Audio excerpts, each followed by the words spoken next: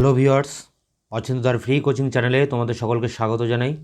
আজকের এই ভিডিওটিতে তোমরা যারা কলকাতা বিশ্ববিদ্যালয়ে বিএ ইতিহাস অনার্সে থার্ড সেমিস্টারে পড়ছো, তোমাদের যে CC6 পেপারটি আছে আধুনিক ইউরোপের ইতিহাস, এই পেপারটি যে সাজেশান 2023-24 সেই সাজেশান নিয়ে আলোচনা করব। 10 মার্কসের 3টি প্রশ্ন তোমাদের এখানে অ্যান্সার করতে হবে। তার জন্য তোমরা যে প্রশ্নটি করবে, সামন্ততন্ত্র থেকে ধনতন্ত্রের উত্থান নিয়ে বিতর্ক আলোচনা করো। এই সামন্ততন্ত্রের এই প্রশ্নটি ঘুরিয়ে এভাবে দিতে পারে, ইউরোপের সামন্ততন্ত্রের পতনের বিষয়ে ঐতিহাসিক বিতর্ক লেখো। বা এই প্রশ্ন ঘুরিয়ে আবারও দিতে পারে যে ইউরোপের সামন্ততন্ত্রের পতনে দূরপাল্লার বাণিজ্য কতখানি দায়ী ছিল, বা বলতে পারে আভ্যন্তরীণ অবক্ষয় কতখানি দায়ী ছিল। এই এক দাগের সামন্ততন্ত্র থেকে এই প্রশ্নটি পরীক্ষায় 100% আসবেই, প্রথমেই থাকবে এই প্রশ্নটি। তাই তোমরা অবশ্যই এই সামন্ততন্ত্রের পতনটি ভালো করে যাবে। এরপরে 2 দাগে প্রশ্ন আছে, কেন ইতালিতে সাধারণভাবে বা ফ্লোরেন্সে বিশেষভাবে নবজাগরণ বা রেনেসাঁস হয়েছিল।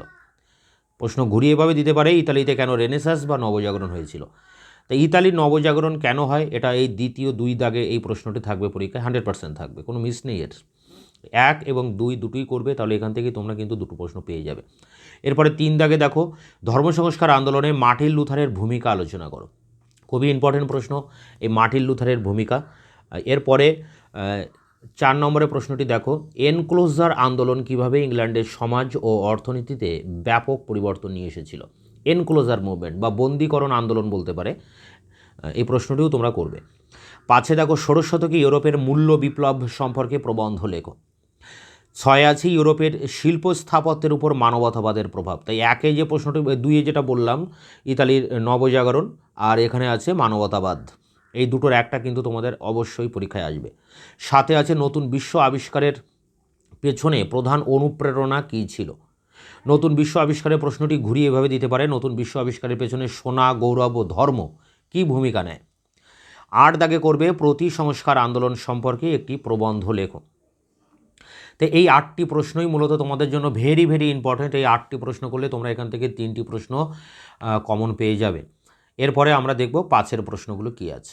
ও প্রশ্নমান 5 মানে এটার 5 মার্কের টিকা, তার জন্য তোমরা করবে উত্তরের মানবতাবাদ, বাণিজ্য বিপ্লব, ওয়েস্টফেলিয়ার শান্তি চুক্তি, মাকিয়াভেলি, র্যাডিক্যাল ধর্ম সংস্কার আন্দোলন, ফ্রান্সের নিরঙ্কুশ রাজতন্ত্রের উত্থান। তারপরে করবে 6 আছে জন ক্যালভিন, সাথে জন ক্যালভিন সম্পর্কে টিকা লেখো। 8 আছে জাতীয় রাজতন্ত্রের উত্থান সম্পর্কে আলোচনা করো, এটা 10এও কিন্তু দিতে পারে। 9 আছে ইংল্যান্ডের ধর্ম সংস্কার আন্দোলনে রাষ্ট্রের কী ভূমিকা ছিল, এবং 10 আছে হিউগেনাটস সম্পর্কে কী জানো। তো এই 10টা প্রশ্ন খুবই ইম্পর্টেন্ট প্রশ্ন, এগুলো সব 2021 বা 2019 সালে এগুলো এসছে, এগুলো থেকেই তোমাদের প্রশ্নগুলো আসার চান্স বেশি। তো 1 থেকে 10 পর্যন্ত এই প্রশ্নগুলো অবশ্যই করবে। এরপরে তোমরা সময় পেলে বাকি কিছু প্রশ্ন এক্সট্রা দেখে যাবে 5 নম্বরের টিকার জন্য, সেই এক্সট্রা প্রশ্নগুলো একবার একটু দেখে নাও। দেখো ইরাসমাস রয়েছে প্রথমে, তারপরে আছে ইংল্যান্ডে মঠ ব্যবস্থার বিলোপ সাধন, ইউরোপীয় মূল্য বিপ্লব, মানচিত্র অঙ্কনবিদ্যা, রেনেসাঁস বা নবজাগরণের তাৎপর্য, অ্যানাব্যাপটিস্ট কাদের বলা হয়। আর শেষ প্রশ্ন আছে জেন্ট্রি শ্রেণীর উত্থান বা আমস্টারডাম। তাই এখানে এই 7টি প্রশ্ন এক্সট্রা দেওয়া আছে, তো কিন্তু তোমরা আগে প্রথম দিক থেকে 10টা প্রশ্ন ভালো করে করবে, তারপরে সময় পেলে বাকিগুলো তোমরা দেখবে। তো এই ছিল তোমাদের 6 পেপারের সাজেশান। তোমাদের যে 5th পেপারের সাজেশানও আমি আমার চ্যানেলে দিয়েছি, তোমরা সেই ভিডিওটি দেখে নিতে পারো। আর তোমাদের যে বাকি 2টি পেপারের সাজেশান আছে সেটি আমি কাল পরশুর মধ্যেই আমার এই চ্যানেলে দেবো।